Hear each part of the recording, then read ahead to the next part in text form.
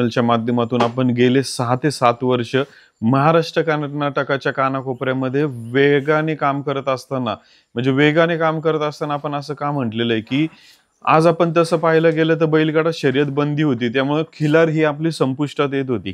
त्यामुळे सर्वात जास्त गतीने आणि वेगाने काम करण्याची गरज होती.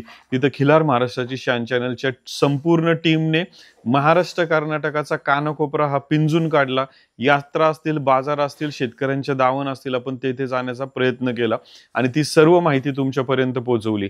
आणि त्यानंतर काही वर्षामध्येच आपण हे देखील पाहिलं, बैलगाडा शर्यत बंदी उठण्याची जी गरज होती ती बैलगाडा शर्यत बंदी देखील उठली आणि त्यामुळं आज महाराष्ट्राच्या कानाकोपऱ्यात असलेल्या प्रत्येक शेतकऱ्याची दावण ही समृद्ध झाली. मंडळी, आज आपण अशाच एका शेतकऱ्याच्या दावणीला आलेलो आहोत.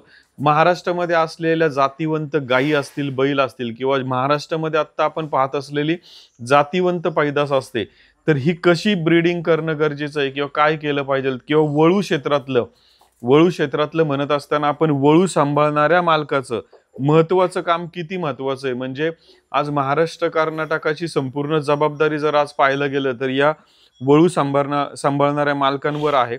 तर त्यांनी कशा पद्धतीने ते काम करत आहेत हे आपण त्यांच्यापर्यंत जातोय, त्यांची माहिती तुमच्यापर्यंत पोहोचवत आहेत. तर आज आपण आपल्या सोबत एक शेतकरी आहेत सातारामधील विपुल ड्रायव्हर रहमतपूरचे. तर मालक, आम्हाला तुमचं संपूर्ण नाव, गाव, फोन नंबर आणि कुठे आहे तुमचा हा गोटा? नमस्कार, मी विपुल दिलीप कदम, म्हणजे ओळख विपुल ड्रायव्हर म्हणून, तालुका कोरेगाव, जिल्हा सातारा. आमचा गोटा हे बस म्हणजे रहमतपूर बस स्टँड पासून 1-2 मिनिटाच्या अंतरावर आहे, शेरकर मळ्यामध्ये. आता आम्हाला इथं यायचं असेल तर सातारा बाजू, कोणी पुण्यावरनं येत असेल, कोल्हापूरवरनं येत असेल तर कसं यायचं? पुण्यावरून येण्यासाठी पुण्यावरून आला का डायरेक्ट सातारा हायवेतून लेफ्टलाच विटा रोड आहे किंवा रहमतपूर रोड आहे, हायवेला लागूनच आहे. तिथून डायरेक्ट रहमतपूर 22 किलोमीटर आणि बस स्टँड पासून 2 मिनिटाच्या अंतरावर आपला गोटा आहे. ओके. तर मालक, आता आम्हाला थोडंसं हे सांगा, आम्ही सकाळी आल्यापासून तुमचं गोठ्यातलं कामकाज असेल, हे असेल, आज दावणीला 3 वळू आहेत तुमच्या इथे. तर आज आता आम्ही हे समोर पाहत असलेल्या या 2 वळू बैलांची आम्हाला माहिती द्या. हे आपण कुठून घेतले, काय घेतले, आणि त्याचबरोबर ह्याच्या अगोदर आपल्याकडे आम्ही एक पहिली मुलाखती मंडळी आपण यांची घेतली होती, त्यात पण यांच्या दावणीला एक कोसा आणि एक काजळी मधला एक अशी टॉपची बैल होती मंडळी. म्हणजे खरं पाहायला गेलं तर आज वळू क्षेत्रातली प्रगती म्हणजे आपण नुसतंच अशा माणसाकडे जात नाहीये की ज्याचा म्हणजे नवीनच या क्षेत्रात उतरलेत किंवा काय. आपण या क्षेत्रातल्या लोकांचा अनुभव पण आता गेल्या कदाचित आपण 4-5 वर्ष झाली असतील, 5 वर्ष त्यावेळेसची मुलाखत आणि आता दावणीला असलेली नवीन बैल. तर मालक, याच्या अगोदरच्या बैलांची माहिती द्या आणि सध्याच्या ह्या 2 बैलांची माहिती द्या. तसं तर माझ्याकडे म्हणजे आमच्या वळू क्षेत्रात, मी बैलगाडी क्षेत्रात जवळपास 26-27 वर्ष झालं कार्यरत आहे. पण त्यातून एक बैल घेतलेला कोसा खोंड घेतला होता मी, एक लहान 40,000 रुपयाला. त्या बैलापासून मला वळू क्षेत्राची आवड निर्माण झाली. म्हणजे जवळपास त्या बैलाला 7-8 वर्ष होऊन गेलेत. मग तिथून तो प्रवास चालू. त्यानंतर एक मी वालचंद नगर मधून एक खोंड आणला होता, तो काजळी खिलार मध्ये होता बघा, तो आम्ही आता विक्री केला. त्या 2 बैलांपासून म्हणजे तो कोसा बैल आधीचा, त्यानंतर तो बैल, मग नंतर ही बैल झाली आता. ओके. तर आता ही जी 2 बैल पाहतोय, तर हा जो तुमचा कॅप्टन आहे, आम्ही ह्याला मागे पुसेगावच्या यात्रेमध्ये पाहिला होता आणि आता जवळपास वर्ष होत आहे. तर आता पुसेगावच्या यात्रेत आम्ही स्वतः पाहिला, त्या व्हिडिओच्या माध्यमातून सर्व प्रेक्षकांनी पाहिला. तर आज आम्ही इथं आल्यावर त्याचं एक वेगळंच रूप पाहतोय की म्हणजे जी भव्यता आहे, कदाचित आज या व्हिडिओच्या माध्यमातून हे जे प्रेक्षक पाहत आहेत तर त्यातून पाहत असताना त्यांना ह्याची भव्यता कदाचित मी म्हणेल प्रेक्षक तुम्हाला ही व्हिडिओ आणि फोटोच्या माध्यमातून जाणवतीये का नाही माहिती नाही, पण कधीही एखादा बैल कसा आहे किंवा आपल्या गायीवर जो वळू आपण सोडणार आहे त्या मालकाच्या दावणीला जाऊन तो बघण्यात एक वेगळंच हे आहे. कारण इथे उभं राहिल्यानंतर आपण त्याच्या समोर एक लहान दिसू, पण त्या ज्या पद्धतीने मालकाने घडवलेला आहे, मालकाने घडवण्याच्या अगोदर हा मालकाने कुठून कुठल्या खाणीतला निवडून आला हे देखील महत्वाचं असतं. मालकाच्या कष्टाला त्याच्या नशिबाची पण साथ लागते असं आपण प्रत्येक वेळेस सांगत असतो. तर मालक, आम्हाला ह्या वळू बैलाबद्दल संपूर्ण माहिती द्या. हा खोंड घेऊन म्हणजे मी 6 महिन्याचा असताना खरेदी केला होता. असंच फिरत फिरत गेलो, त्यावेळेस गिरडीमध्ये मी मुक्कामाला होतो चंदू वगैरेंच्या तिथं. चंदू वगैरेंकडं जो खजा बैल आहे, आता जो बालाजी कांबळेंकडे आहे, त्या बैलाची पैदास त्यांच्या चुलत भावाकडे हे वासरू होतं. ओके. मी संध्याकाळच्या वेळी पाहिलं होतं. मग सकाळी ते 8-8:15च्या आसपास ते व्यवहार केला. म्हणजे तो बैल घेऊन म्हणजे आत्ता बैलाचं वय बरोबर 34 महिने झाले. फक्त जरा दाताला मऊ लागला. बैल 2 दात पाय होता, तो बैल आता 4 दात आहे. ओके. आणि बैल आणल्यापासून म्हणजे त्या बैलावर मी इतकं कष्ट केलं, या कुठल्याच बैलावर इतकं कष्ट करावं लागलं नाही, इतकं कष्ट करावं लागलं त्या बैलावर. नाही, ते तर आम्हाला पाहून दिसतच आहे की मालकाने सांगायची गरज नाही खरं तर. कारण आता सध्या आम्ही हा जो बैल ज्या पद्धतीचा पाहतोय तुम्ही बनवलेला, तर मी तर असं म्हणेल की आपण काय म्हणतो की एखादी गोष्ट घडवत असताना मूर्ती बनवायला चालू करतो आणि ती पाहिजे तशी त्याच्या कलेने घडवतो. आज म्हणजे उगाच स्तुती नाही करायची मंडळी एखाद्या गोष्टीची, पण खरंच एखादा जातीवंत बैल कसा असतो किंवा काय घडवलेला असतो, आज या मालकाच्या मेहनतीची गोष्ट आज आपल्याला दावणीला या व्हिडिओच्या माध्यमातून आपण पाहतोय. मालक, आम्हाला आपण थोडंसं एक गोष्ट, आता आपले जे गाय मालक आहेत ते आता काय झालेत की ते हे पण बघतात की आता जसं तुम्ही सांगितलं, ह्या बैलाचा जो बाप आहे, जो खाजा आहे, जो बालाजी कांबळेंकडे आता आहे. बालाजी कांबळेंचं गाव कोणतं? उडगी ना. आणि खाजाचा बाप चनेगावचा बैल. हा. आणि जो आता इकडे आलाय खंडेराजुरीला. आणि चनेगावच्या बैलाचा बाप बिराजदारांकडे होता, तो असा फतरे शिंगाचा होता. बरोबर. आणि मूळ बैल सिद्धापूर खानीचा, म्हणजे बैलाजी खान सिद्धापूर. येस. तर आता इथं थोडस आपण मालकांना पण थांबूया. आता एक गोष्ट आपण या मुलाखतीतली विशेष थोडस म्हणजे आवर्जून लक्ष देऊन ऐका. आता आपल्या समोर असलेला बैल, सर्वात पहिली मेन गोष्ट म्हणजे ज्या मालकाच्या आत्ता दावणीला पाहतोय बरं का, तर हा बैल ही ह्याची आत्ताची पिढी म्हणू. ह्याच्या अगोदरचा खाजा बैल आत्ता बालाजी कांबळे उडगी यांच्या दावणीला आहे. त्याच्या अगोदरचे त्याचे वडील आणि ह्याचा आजोबा आहे तो चनेगावचा नाईक यांच्या दावणीचा बैल, की जो आता तो बैल तिकडे असताना बराच आतमध्ये होता, त्यामुळे बऱ्याचदा खिलार पालकांना तिकडे जाता नाही यायचं. इव्हन तो कोणत्या यात्रेत पण नाही आलेला ह्याचा आजोबा. पण आता नुकताच खंडेराजुरीमध्ये एका शेतकऱ्यांनी तो घेतलाय, की जिथं आपल्याला आता तो गायीसाठी पण उपलब्ध आहे, पण त्याचं वय झालेलं आहे. आणि त्या चनेगावच्या गावामध्ये होता, त्यामुळे त्या बैलाला चनेगावचं नावाने जास्त प्रसिद्ध आहे. आणि त्या बैलाचा बाप हा जो सिद्धापूर बिराजदारांच्या इथं होतो, फतऱ्या शिंगाचा. म्हणजे मंडळी जवळपास 4 जनरेशन, 4 पेडिग्री आता सगळ्यात पहिल्यांदा आपल्या समोर आहे. म्हणजे ही आपल्यासाठी खरं तर खूप मोठी गोष्ट आहे. यंदाच्या वर्षीच्या खिलार कॅलेंडरमध्ये 2025चं जर तुम्ही बुकिंग ह्याच्या अगोदर करत नसाल तर यंदाच्या वर्षी आवर्जून करा. जे बुकिंग करतात त्यांनाच आपण कॅलेंडर देतो, कारण आपण कॅलेंडर ठराविक प्रिंट करतो की जे बुक असतं तेवढंच. तर या कॅलेंडरमध्ये आपण यंदाच्या वर्षी ब्रीडिंग कसं केलं पाहिजे याची माहिती या सर्व शेतकरी, वळू मालक यांच्या जाणकारांच्या माध्यमातून त्याच्यावर देतोय, की गाई मालकांसाठी ही सर्वात महत्वाची. आता एखादा गाई मालक म्हणेल की मी ह्या क्षेत्रात नवीनच आहे, मग मी सुरुवात कशी करायची?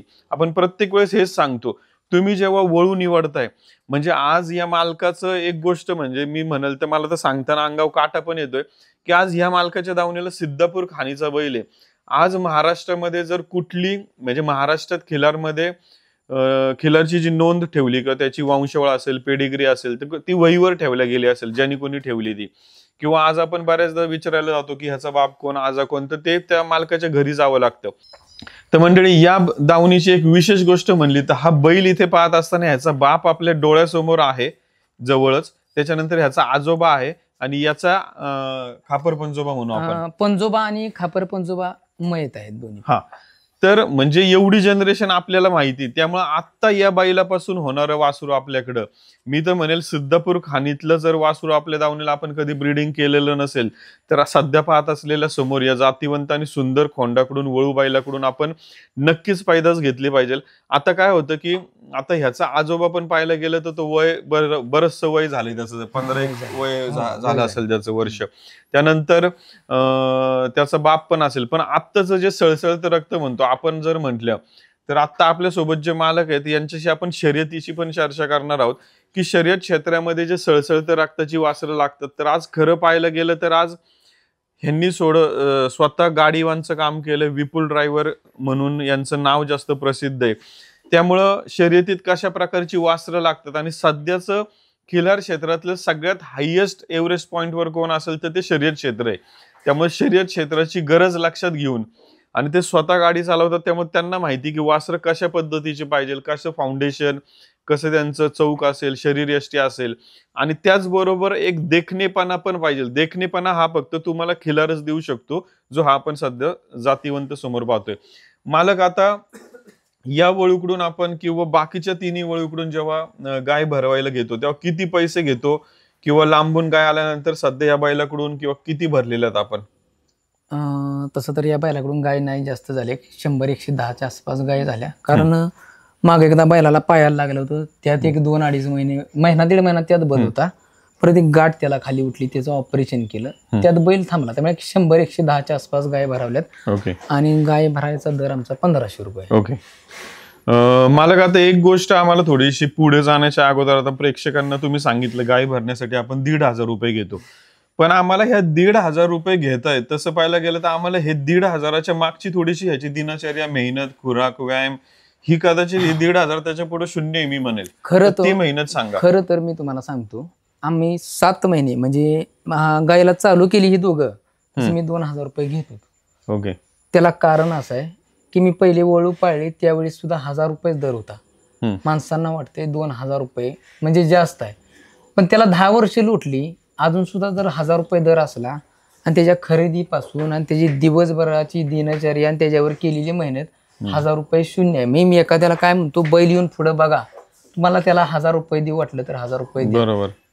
कारण गोपालकांनी पण हे समजून घेतलं पाहिजे. खिल्लार म्हणजे माझ्या अभ्यासात मी बैलगाडी क्षेत्रात जास्त वर्ष घालवली, पण पळायचा बैल सांभाळण्यापेक्षा वळूचा बैल सांभाळणं फार कठीण गोष्ट आहे. ओके. पळायचा बैल 2 उड्या कमी पळेल, काय कमी जास्त झालं तर, पण हा बैल सर्व्हिस नाही देणार. बरोबर. सर्व्हिस मेंटेन ठेवण्यासाठी मालकाला प्रयत्नांची पराकाष्ठा करावी लागते. तुम्हाला असं वाटत असेल किंवा कुणालाही, शेतकरी वर्गाला, खिलार पालकांना मला एक सांगायचं आहे की कुठलाही बैल ही नैसर्गिक गोष्ट आहे, जी सर्व्हिस आहे. म्हणजे नैसर्गिक रितन ही त्याच्या शारीरिक क्षमतेवर अवलंबून आहे. मला त्याला तितकं मेंटेन ठेवल्यानंतरच ती गोष्ट होऊ शकते. हे आपल्यावरून अनुभव घ्यायचा. आपण एवढं चांगलं खाऊन पिऊन कंटिन्यू त्या गोष्टी होऊ शकत नाहीत. मग त्यांना काय कमी पडते हे गोष्ट बघणं लय महत्वाचं आहे, पण ती त्यात पडल्याशिवाय समजत नाही. बरोबर. हे त्यात पडल्यानंतर कधी ना कधी बैलाला प्रॉब्लेम येतो, कोणाचाही असू दे बैलाला प्रॉब्लेम, पण त्यातनं माणूस शिकून जातो. तो अनुभव जर आमच्या गाठीशी आलाय. मला आता आम्ही तसं पाहायला गेलं तर आज आपण सकाळी येथे मुलाखतीला लवकर सुरुवात केली, मंडळी अंदाजे 7च्या दरम्यान. तर आपण रात्री मुक्कामी या भागात पोहोचलो होतो. तर मालक म्हणजे वळू क्षेत्रातलं एक गोष्ट आपण प्रत्येक वेळेस सांगतो की वळू क्षेत्रामध्ये तुमच्या दावणीला गाय असेल तर तिच्याकडे थोडं दुर्लक्ष झालं, म्हणजे एकदा तिची वैरण, पाण्याचा टाइम झाल्यानंतर बाकीचं दिवसभर तुम्ही इकडे तिकडे जाऊ शकता. परत त्याच्या दुधाचा टाइम असेल, दूध काढायचा किंवा वैरण टाकायचं, त्या टायमिंगला आलं तरी चालतं. पण हे वळू क्षेत्र एकमेव आहे की आपण मालक स्वतः गोठ्यामध्ये दिवसभर एक माणूस त्या बैलासाठी कायम ते असतो मालक. तर कशा पद्धतीचं सध्या म्हणजे आता बघतोय तर इथं दिवसभर एक माणूस असतो, कुठल्या गोष्टीची काळजी घेतली जाते की बैल खातोय का, किंवा अजून काही गोष्टी, किंवा कासऱ्यात शिंग अडकवतोय, किंवा असं बरंच काही काही बारकाईने केलं जातं तुमच्याकडे? काय झालं, खरं तर सकाळी 6 वाजेपर्यंत म्हणजे 6 वाजता आमची दिनचर्या चालू होती. म्हणजे आमचं खाण्यापिण्याचं टायमिंग चुकलं असेल आजपर्यंत, किंवा एका दिवशी जेवलं पण नसेल, पण बैलांचं खाण्याचं टायमिंग मध्ये कधीही बदल होत. त्यांना म्हणजे आम्हाला ती सवय, आमच्या शरीराला ते वळण लागले, ते बरोबर त्यांच्या टायमिंगलाच खायला दिलं जातं त्यांना. त्यामुळे काय झालं, आमच्या त्या सवयीमुळे बैलांना सुद्धा त्याबरोबर ते त्याच टायमिंगला खायला मागतात. अतिरिक्त म्हणजे जी मधला वेळ आहे त्या ती धडपड खाण्यासाठी करत नाहीत अजिबात. बरोबर. बैलांचा म्हणजे बैल घडवण्यासाठी जेवढा प्रयत्न करावा त्यात सगळ्यात जास्त म्हणजे आर्थिक बाजू आम्ही म्हणजे मी जेवढा गाय भरण्यासाठी जो दर आहे तो दर आणि आमचा खर्च ह्यात कुठं मेळ नाही. ही मी आपलं माझं वैयक्तिक सांगतो, मुळात माझं सगळं विकत आहे ही गोष्ट. बरोबर. कारण मला विकत घेऊन त्यांना चारा द्यावा लागतो. मंडळी आता इथे म्हणजे आपण बऱ्याचदा गाय मालकाकडे गाय घेऊन जातो, किंवा आपण म्हणतो की यार माझा गाडीचा खर्च पण तिकडे तेवढाच आहे, किंवा गाईचा दर. तर याच्यामध्ये आपण त्यासाठीच मालकांना विचारलं की त्याची मेहनत असेल, कष्ट असेल, हे काय काय असतं याच्यामध्ये. तर कधी शक्यतो आपण जी फी असेल ते देण्याचा प्रयत्न करा. एखाद्याची खरंच परिस्थिती नसेल तर मालकांना तुम्ही ती गोष्ट बोलून दाखवू शकता, मालक त्याच्यावर तुमचं काही ना काही होईल. पण मालकाचे ह्याच्या मागे कष्ट भरपूर आहेत मंडळी. आणि मी तर म्हणेल की समजा 1,500 रुपये दर एखाद्या बैलाचा असेल, तुमचं जाण्या येण्याचा खर्च जो काही 2-5 हजार आणि एक 10,000 पकडून चालू 5 ते 10,000 एखाद्या गाडी खर्च किंवा तुम्ही आले, तुमचं जाणं येणं थांबणं राहणं जेवण असेल, एक 5 ते 10,000 गेला. पण उद्या तुमच्या दावणीला आलेलं जन्माला आलेलं वासरू हे तुम्हाला लाखोची किंमत करून देणार आहे. आणि आर्थिक तर तुम्हाला गणित सुधारूनच देईल, पण त्याचबरोबर तुमचं नाव देखील मंडळी तेवढंच सुधारणार आहे. तर ही गरजेची गोष्ट आहे. मालक आता थोडंसं आम्हाला हे विचारायचंय की आता आम्ही तुमच्याकडे गोदरेजचं फीड देखील पाहिलं. आता मला थोडंसं, बरेच जण आता आपल्या चॅनलचे प्रेक्षक एक गोष्ट विचारत असतात की आमचा खोंड असा होण्यासाठी आम्ही काय केलं पाहिजे, आम्ही कुठलं पीठ दिलं पाहिजे, कुठलं हे दिलं पाहिजे, सरकी हे ते. तर काय सध्या तुमच्याकडे, आम्हाला तुमचा अनुभव तुम्ही थोडासा आमच्या प्रेक्षकांना शेअर करू शकता का? खाद्याबद्दल बोलायचं झालं तर खाद्यावर प्रत्येक जण वेगवेगळं, म्हणजे प्रत्येक वेळेस एकसारखं खाद्य द्या नाही, पण ज्याला अनुभव येईल, म्हणजे ज्यावेळेस अनुभव येतो कुठलं खाद्य दिल्यानंतर बैल आपली त्यांचं स्वास्थ्य व्यवस्थित आहे. तर नुकतं मी आता एक 7 ते 8 पोती झाली असतील माझी. गोदरेजचं रेसर म्हणून गोळी पेंड आहे, पण मला त्याचा रिझल्ट आलाय का, तर आलाय, म्हणून ती कंटिन्यू केली मी. बेस्ट रिझल्ट आहे. पहिल्या पोत्यापासून रिझल्ट चालू झाला. म्हणजे माणसांना वाटते ती गोळी पेंड आहे म्हणजे ती काय गाय आहे का, पण ती खास बैलांसाठी बनवलेलं आहे. आणि महत्वाची गोष्ट, खाद्य देताना ती पचनीय असलं पाहिजे. तुम्ही खाद्य अपचन होणारं खाद्य दिलं तर त्याचा तुम्हाला विपरीतच परिणाम दिसणार. थोडक्यात आमच्या ह्या बैलाला सुरुवातीचं जे खाद्य होतं, म्हणजे आम्हाला त्याला गॅसेसचा त्रास होता. आता तुम्ही विचारलाय प्रश्न म्हणून मी सांगतो, याला गॅसचा त्रास व्हायचा. नक्की कशामुळे गॅसचा त्रास होतोय ही गोष्ट समजायला मला सुद्धा वेळ गेली, अभ्यास करून सुद्धा.